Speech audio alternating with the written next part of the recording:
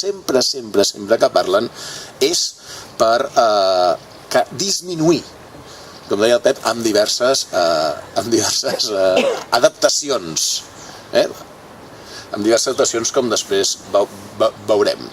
Algunes vegades tota aquesta teoria que tenen contra el català l'expliciten, altres vegades no. Ells no diran volem que desaparegui el català, no ho diran, diran altres coses. Estratègies. La primera la coneixeu perfectament, aquí en dieu ses modalitats, que és la dialectalització. Les llengües tenen un estàndard, el castellà ha de ser únic aquí i a Sud-amèrica, però el català el podem trossejar, i si el trossegem el dividim. Què li podem fer?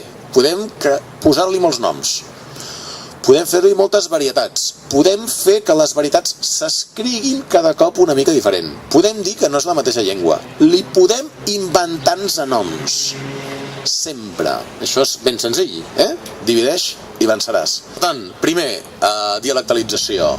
Segon, català és conflicte. Català és politització. Defensar el català vol dir embolicar la troca. Lo normal és no parlar de llengua, per tant fer servir el castellà. Sembla que han fet a Mallorca una associació de docents apolíticos. Apolíticos. Apolíticos vol dir a favor del castellà.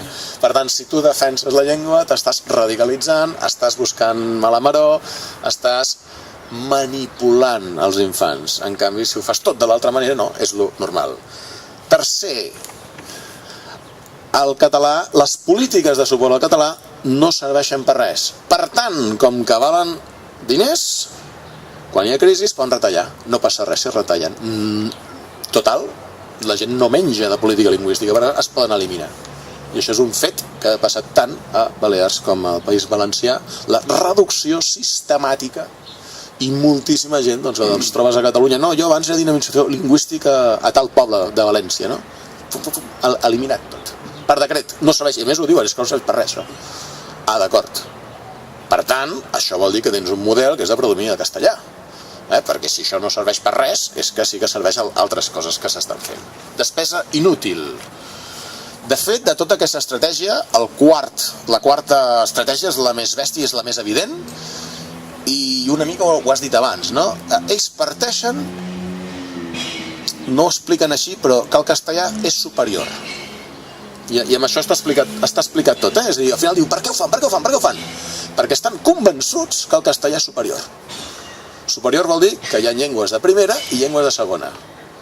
Hi ha llengües i altres coses regionals. I una llengua nacional està per sobre d'una llengua regional.